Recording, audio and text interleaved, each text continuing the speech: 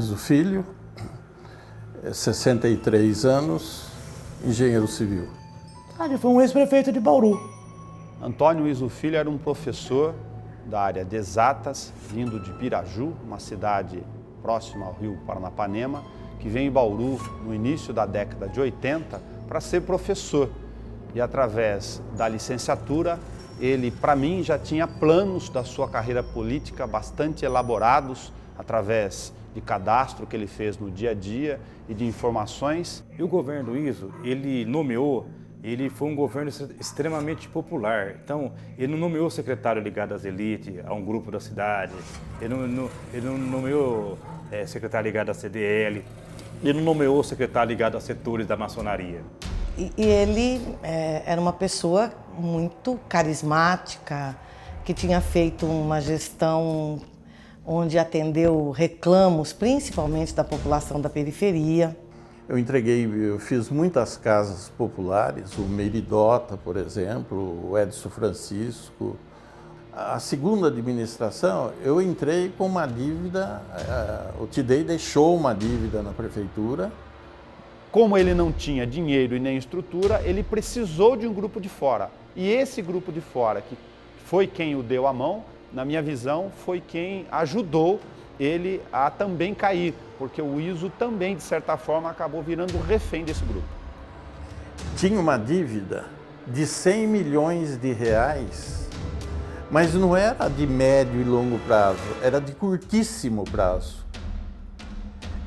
Dívida de merenda, dívida de convênios que ele fez com o governo federal para exames oftalmológicos.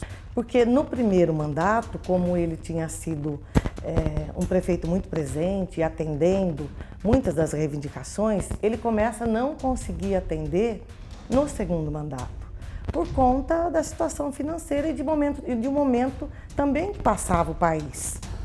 Esse viaduto que está inacabado, Bauru não tinha capacidade de endividamento para isso. Eu tive uma dificuldade enorme no começo com folha de pagamento.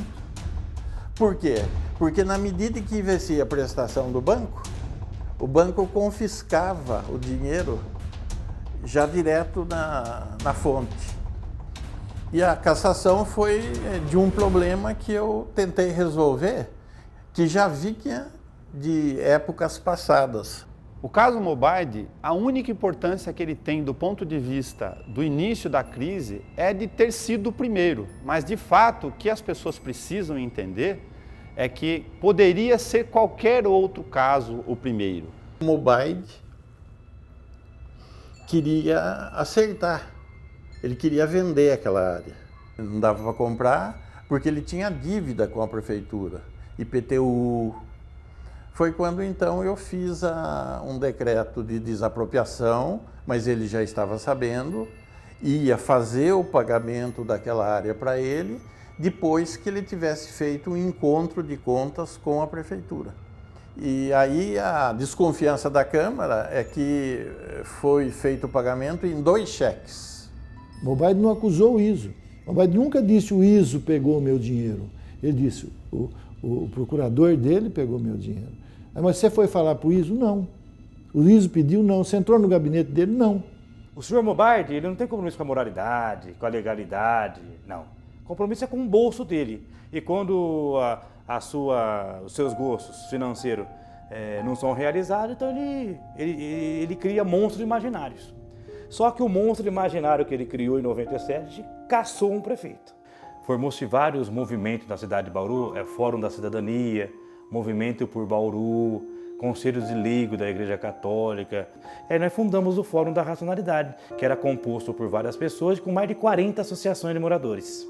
A política, né, de Bauru passou a se tornar turbulenta, ameaçadora, brigas, né, desentendimentos, etc. e tal. O que acontece numa redação?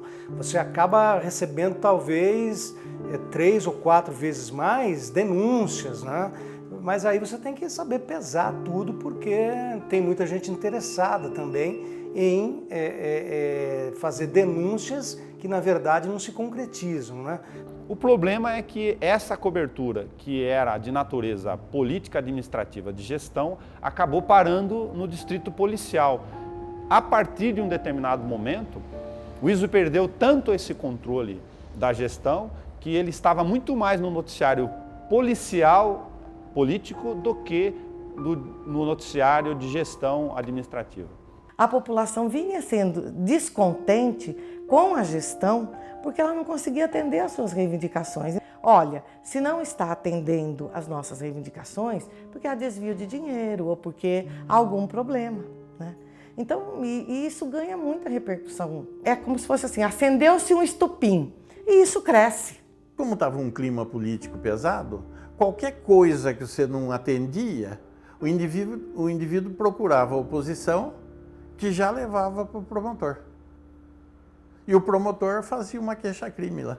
A Câmara investiga, promotoria investiga e a imprensa começa também a fazer um trabalho de jornalismo investigativo. Porque os fatos foram se avolumando tanto e os indícios eles eram tão grandes que nós resolvemos, à época, encerrar a SEI, porque ela levaria muito mais tempo ainda, a abrir já a comissão processante.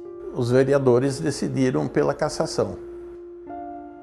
Então, na realidade, o que foi feito, não foi feito uma coisa justa lá quando foi feito. Foi feito num clamor político da época. Quem não ganhou na urna, ganhou no tapetão depois. Foi uma cassação política, isso ninguém nega. Cassação política não precisa justificar. É isso e acabou. Nessa gestão de 4 anos, nós fizemos, eu acho que foi 10, 12 comissões especiais de inquérito. É um volume de trabalho e de investigação de diversas coisas que foram muito sérias. Nós não tínhamos experiência desse tipo de coisa. Mesmo vereadores já com 2, 3 mandatos, nunca tinham passado por essa experiência. Porque eu acho que foi um momento que não foi só politicamente difícil, ele foi pessoalmente difícil, porque as famílias foram afetadas. Não existe vitimização nessa história. Existe uma crise política administrativa gerada por erros sucessivos em escala dentro de um governo que não veio para executar aquilo que a população tinha ouvido na campanha eleitoral. A Polícia Civil fez nesta sexta-feira a tomada de depoimentos de pessoas citadas no caso de extorsão à empresa Circular Cidade de Bauru. Pela manhã foram ouvidas proprietárias da empresa, a dona Nerli Quaggio e também a senhora Carmen Quaggio. Confirmaram que elas já haviam dito, confirmaram o pagamento de propinas, como era o esquema que essa propina era paga, ou então prefeito municipal. A SCCB, ela poderia se candidatar para ser a empresa que iria continuar prestando o serviço. Só que para isto, ela precisava estar com a documentação em ordem, para não dispensar uma empresa que estava há tanto tempo aqui na cidade. Eu falar, olha, dona Nerli, a senhora precisa acertar a documentação junto ao Fundo de Garantia, todas essas dívidas pendentes com o governo federal e estadual, a senhora tem que acertar. Falaram para ela que se eu fosse cassado e entrasse o outro, a solução do problema dela seria fácil.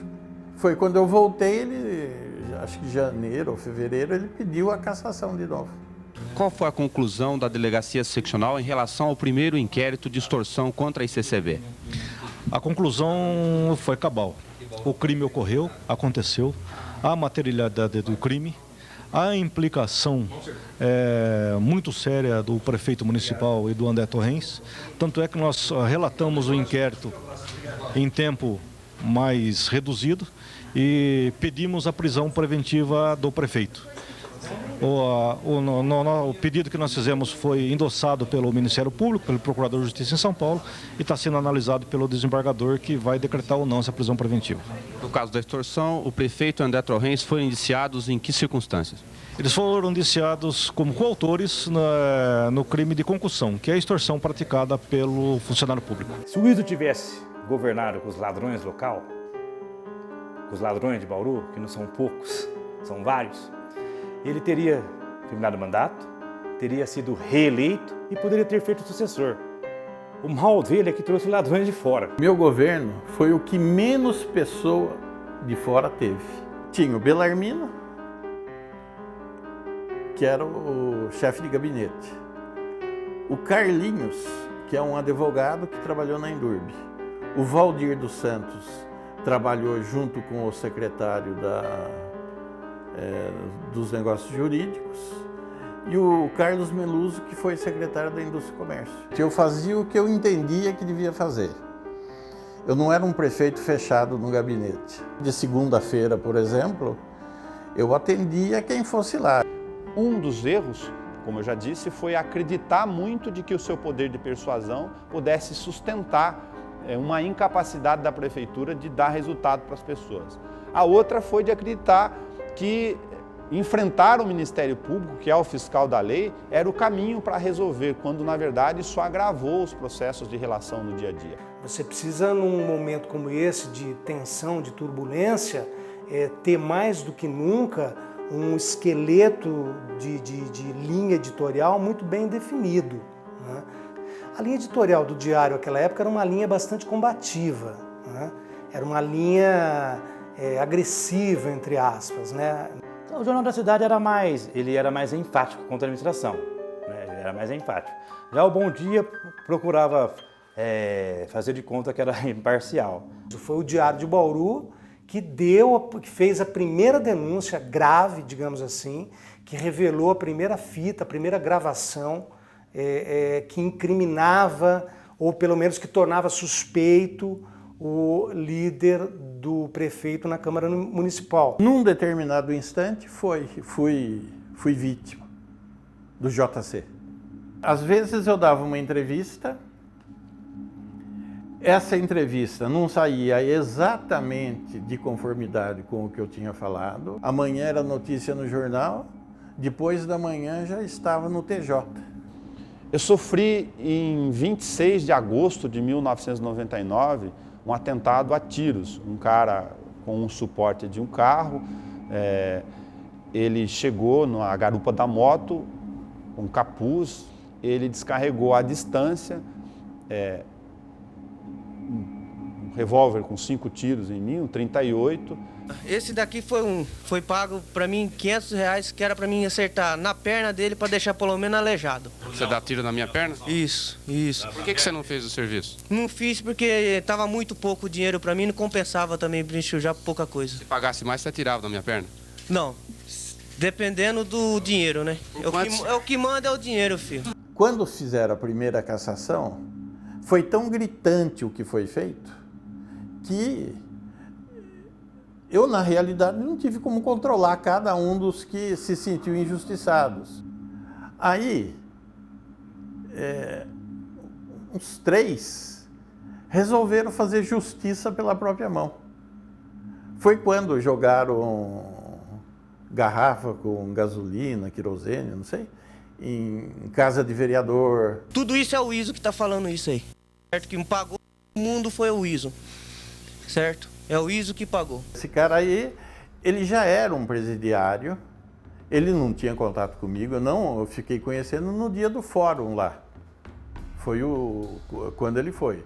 Eu não tinha conhecimento com ele, ele disse que era pedreiro, ele era amigo do Djalma, uma das pessoas que depois da primeira cassação vieram para compor o grupo de segurança ali do gabinete.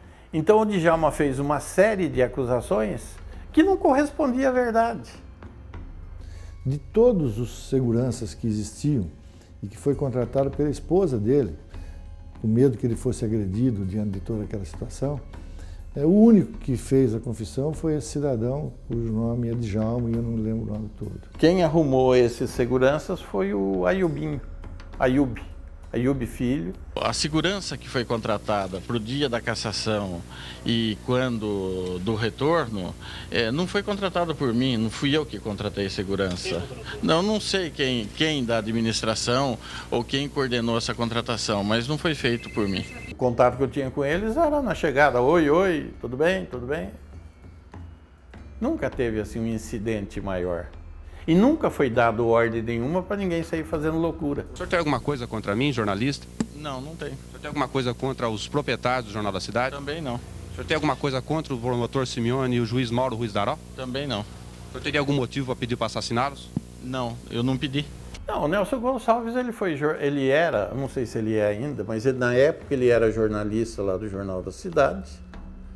E na época da campanha, eu imagino que ele fizesse a cobertura de todos, né? Mas quando nós montamos uma casa de transição, ele esteve presente lá, acompanhou. Eu imagino que ele tenha ficado magoado com alguma coisa, ou talvez fizesse parte do serviço dele mesmo. A queda de Antônio Iso Filho tem um único culpado, Antônio Iso Filho. O Iso é culpado pelos seus erros diretamente, por omissão, por ter assistido, por estar na sala ao lado, por ter participado, na medida em que todos os processos jurídicos dos casos que foram julgados o transformaram num cara que está cumprindo pena em regime domiciliar, é verdade. Ele conseguiu um financiamento a fundo perdido do antigo Ministério da Ação Social para que fizesse os lotes urbanizados. Quando ele foi inaugurar o núcleo Meridota, estava em época de chuva e ele, então, precisava fazer um acesso à Meridota e ele entendeu, então, após consultar a assessoria jurídica dele, que ele arriscaria mudar a destinação dessa verba para que depois a prefeitura, mais tarde, repusesse para fazer os lotes urbanizados. Depois de 9 anos de um crime administrativo, prende-se o prefeito preventivamente. Prisão preventiva é uma prisão contra quem representa um perigo para a sociedade. E ele, então, foi tido e havido como cidadão perigoso, porque há 9 anos atrás tinha feito um desvio de finalidade de um dinheiro. Ele não ficou um dia sequer preso, além dos 4 anos e 8 meses indevidos. Eu não sei se ele entendeu a gravidade de que onde poderia chegar aquela investigação. E ele, é lógico, ele tentou se defender legalmente e politicamente. Mas chegou um momento que ele foi agressivo, tanto que eu me lembro de algumas questões assim, os vereadores são cabeça de bagre, ele foi publicamente, ele desafia a promotoria. Uma determinada tarde, ele me chamou e disse, ó, estou tendo notícia que estão me afastando. Eu falei, não é possível, não existe essa possibilidade, a não ser que exista outras coisas. Dessa antiga não tem mais, que era a primeira cassação. E aí existia, sim, a ação da ECCB. Ele falou, Nilson já chegou aí? Eu falei, não. Ele falou, não tem importância, enquanto o oficial de justiça não chegar aqui, eu sou prefeito. Então tá bom, então eu vou ficar aqui. E estava assinando uns cheques, uma pilha de cheque com uma caneta Bic. Nesse momento, à sala dele vieram os assessores todos, eu e esse segurança, que acabou fazendo essa denúncia. E nesse dia, o juiz falou, quem foi o juiz que me afastou? E eu disse quem foi o juiz. E o promotor? Foi o fulano. Então ele disse, puxa vida, só se matar esses caras.